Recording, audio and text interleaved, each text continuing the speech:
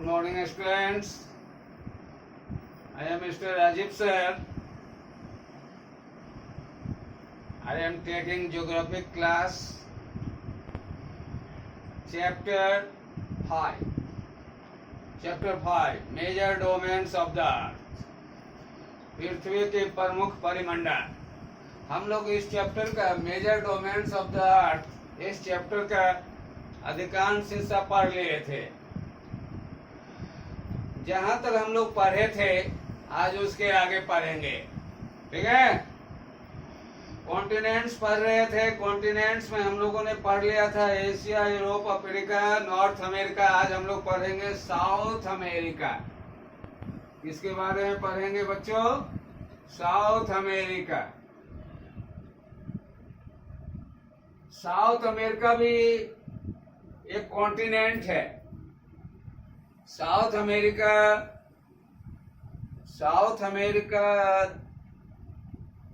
का अधिकांश भाग दक्षिणी गोलार्ध में स्थित है ना.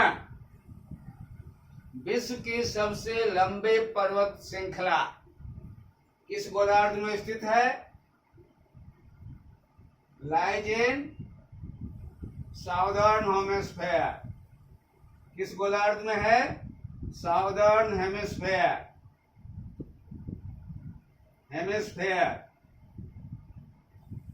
विश्व की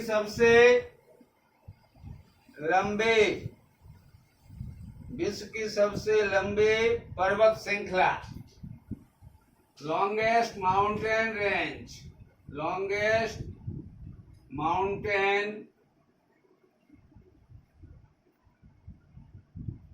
रेंज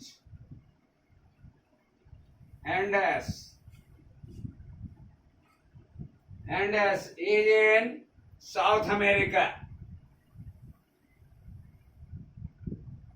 है ना. जिसे आप मैप संख्या 5.11 में भी देख सकते हैं. दक्षिण अमेरिका में विश्व की सबसे बड़ी नदी अमेज़न बहती है. Biggest river flows in this continent.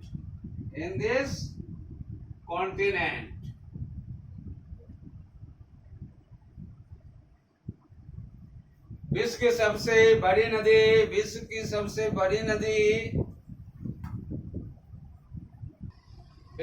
सबसे बड़ी नदी अमेज़न दक्षिण अमेरिका में ही बहती है. ये कुछ जानकारियां थी साउथ अमेरिका के बारे में. Let's know something about the smallest continent and that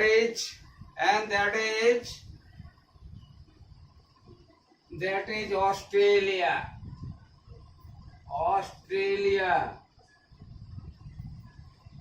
Smallest continent. Australia is smallest continent. सबसे छोटा महादेश है बच्चों ऑस्ट्रेलिया, है ना. विश्व का सबसे छोटा महाद्वीप है जो कि पूरी तरह से दक्षिणी गोलार्ध में स्थित है.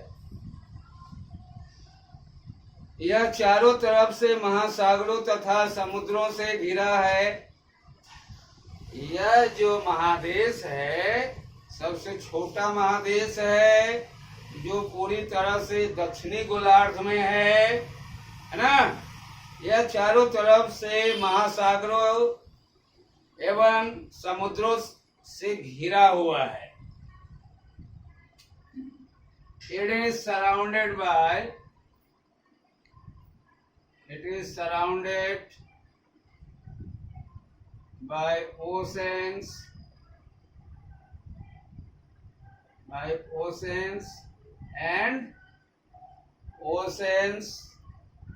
and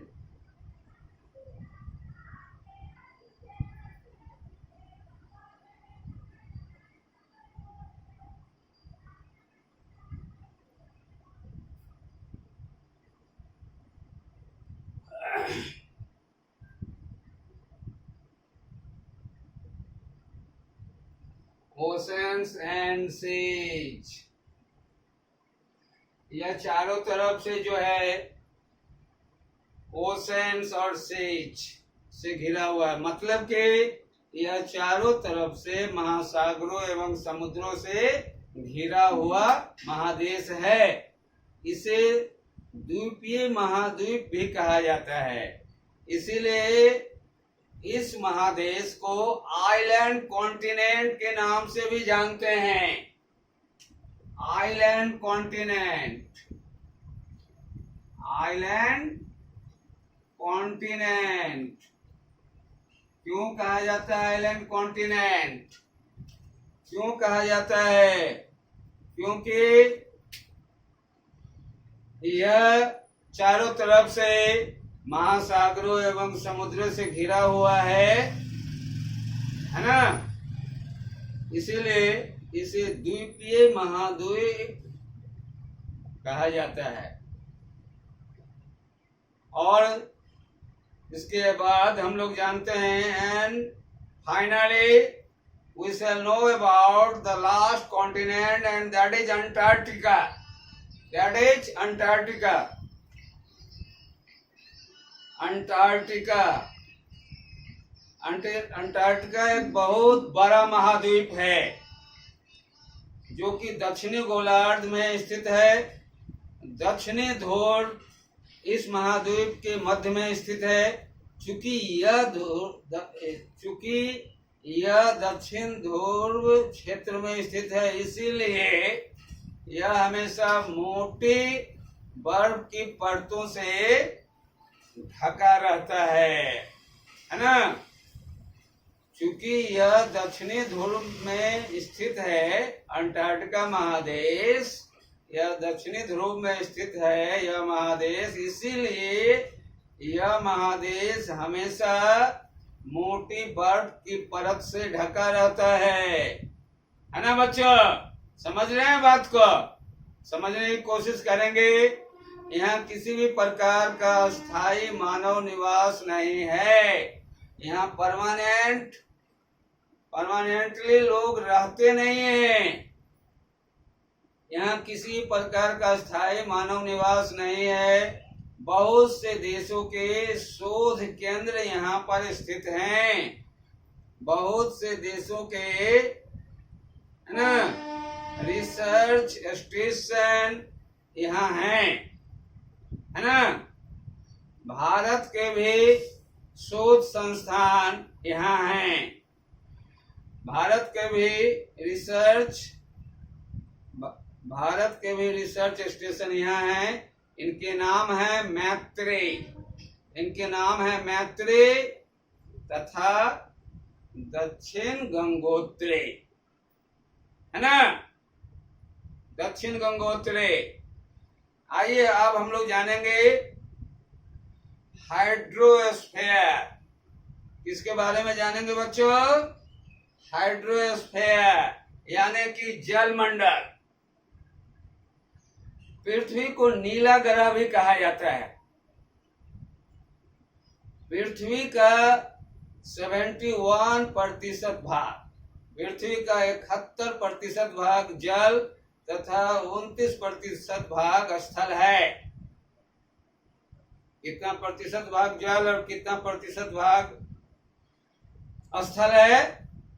71% भाग जल और 29% भाग स्थल है पृथ्वी पर। जलमंडल में जल के सभी रूप उपस्थित हैं, है ना। इसमें महासागर एवं नदियां, झीलें, हिम नदियां, भूमिगत जल तथा वायुमंडल की जलवाष्प सभी सम्मिलित है बच्चों। पृथ्वी पर पाए जाने वाले जल का 97% से अधिक भाग महासागरों में पाया जाता है। पृथ्वी पर पाए जाने वाले 97% से भी अधिक भाग महासागरों में पाया जाता है एवं वह इतना अधिक खारा होता है ना, इतना अधिक खारा होता है बच्चों कि लोग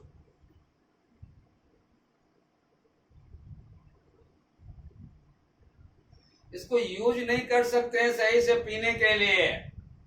ठीक है, पीने के लिए यूज नहीं कर सकते हैं बच्चों।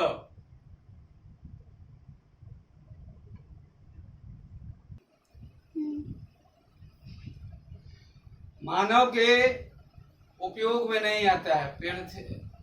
97% भाग जो है ना, 97% भाग